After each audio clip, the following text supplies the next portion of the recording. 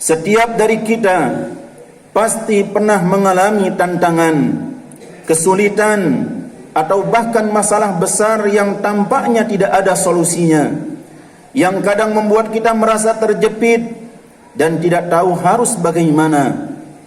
Namun dalam setiap kesulitan, Islam telah memberikan panduan dan solusi yang penuh dengan hikmah. Dalam kehidupan ini, masalah bukanlah sesuatu yang bisa kita hindari sepenuhnya.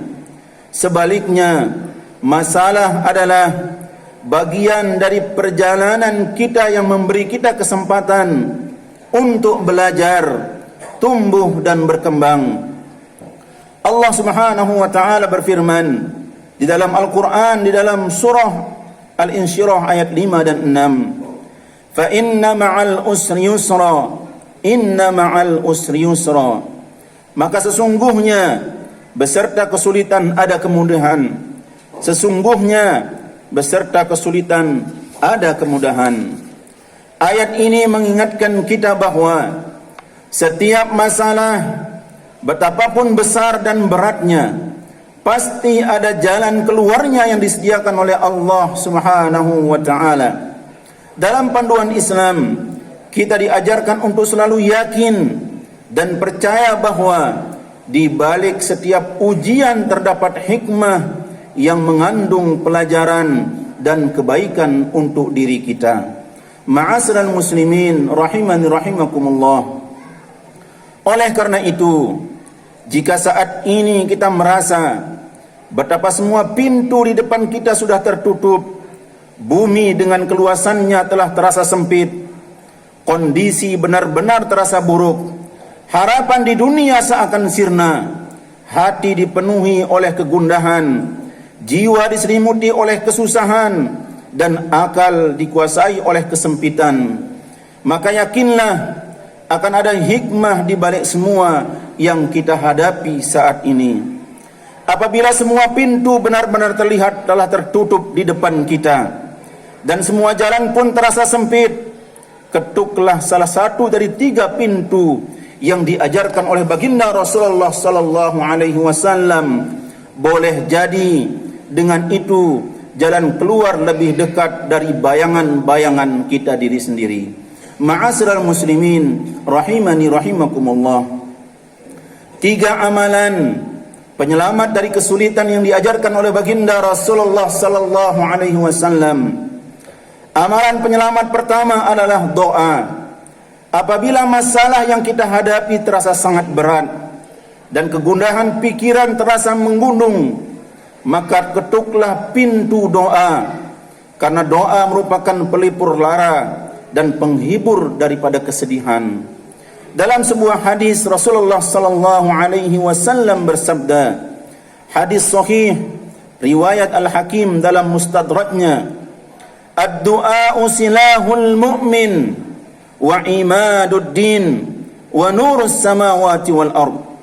Doa adalah senjata kaum mukminin, tiang bagi agama serta cahaya langit dan bumi.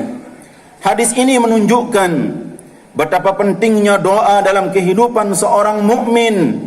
Doa tersebut sebagai senjata, karena melalui doa seorang mukmin bisa menghadapi berbagai tantangan dan masalah hidup dengan keyakinan penuh bahwa Allah Subhanahu wa taala akan memberikan pertolongan dan perlindungan dalam dirinya.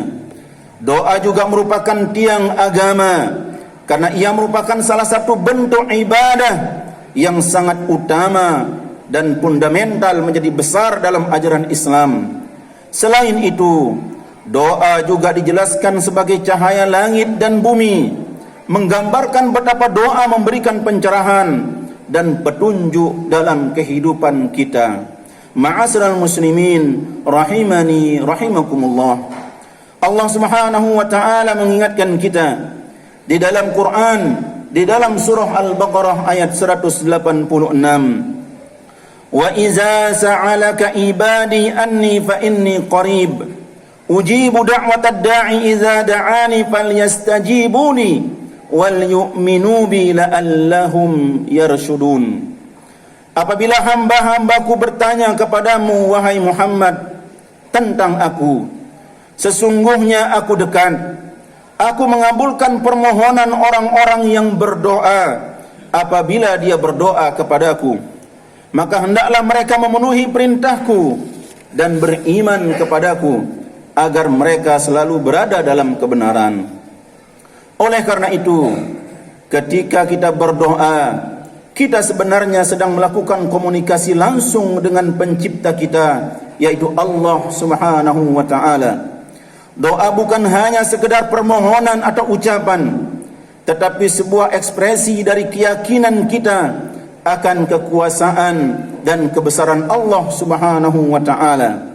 Doa adalah bentuk pengakuan kita atas keterbatasan diri kita dalam pengakuan bahwa hanya kepada Allah lah kita meminta pertolongan, hanya kepada Allah kita meminta rahmat, dan hanya kepada Allah kita meminta bimbingan dalam hidup kita.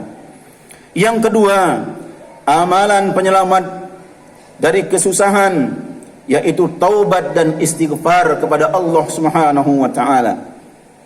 Salah satu faktor seorang hamba mengalami kesulitan atau ujian adalah karena dosa yang ia kerjakan.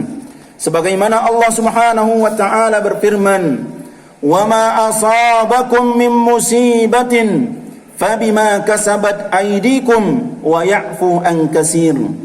Musibah apa saja yang menimpa kamu adalah karena perbuatan tanganmu sendiri, dan Allah Subhanahu wa ta'ala sangatlah banyak memberikan maaf. Allah Subhanahu wa ta'ala mengabarkan bahwa apapun musibah yang menimpa hamba-hambanya, baik pada jasad mereka, harta, anak-anak, dan pada apa saja yang mereka cintai, akibat dari dosa-dosa yang mereka lakukan sendiri. Sesungguhnya yang dimaafkan oleh Allah Subhanahu wa ta'ala lebih banyak dari itu. Sebab sesungguhnya Allah Subhanahu wa ta'ala tidak berbuat zalim terhadap hamba-hambanya, akan tetapi mereka sendirilah yang berbuat zalim kepada diri mereka sendiri. Amalan yang ketiga, ketika kita menghadapi musibah dan masalah, seringkali kita merasa cemas, yaitu amalan solat. Amalan solat adalah jalan untuk kita mendekatkan diri kepada Allah Subhanahu wa ta'ala tatkala kita kehilangan arah. Namun melalui solat kita diberikan kesempatan untuk bersandar kepada Allah Subhanahu wa ta'ala, meminta petunjuk dan memohon kekuatan untuk menghadapi segala ujian. Solat juga merupakan saat yang tepat untuk melakukan introspeksi diri, memperbaiki diri, dan merencanakan solusi dari setiap masalah dengan penuh keikhlasan dan tawakal kepada Allah Subhanahu wa ta'ala. Oleh karenanya, setiap kali permasalahan melilit pada diri kita, bersegeralah melaksanakan salat, ambil air wudu, bersucilah dengan segera, lalu menghadaplah kepada Allah Subhanahu wa ta'ala dengan penuh kekhusyuan, dibarengi dengan tetesan air mata di dalam mentadaburi ayat-ayat Allah Subhanahu wa ta'ala.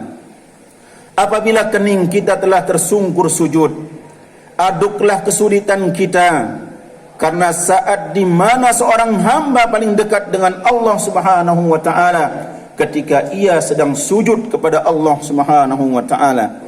Bukankah Allah Subhanahu wa ta'ala sendiri telah berfirman, wasta'inu bis-sabri was-salah wa innaha lakabiratun illa 'alal khashi'in. Mohonlah pertolongan kepada Allah Subhanahu wa ta'ala dengan sabar dan solat.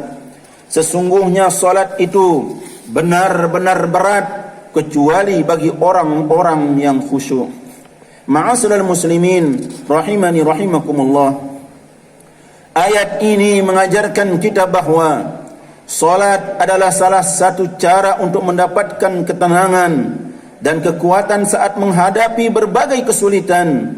Ketika kita berada dalam keadaan tertekan atau terkepung oleh masalah, salat memberikan kita waktu untuk merenung, menyadari kebesaran Allah Subhanahu wa taala dan mendapatkan ketenangan jiwa. Oleh karena itu, marilah kita jadikan salat bukan hanya sebagai menggugurkan kewajiban, tetapi sebagai kebutuhan batin yang mendalam. Di dalam setiap sujud kita bisa merasakan kedekatan dengan Allah Subhanahu wa taala, dan dalam setiap doa kita berharap kepada Allah Subhanahu wa taala, semoga Allah Subhanahu wa taala mengabulkan doa-doa kita.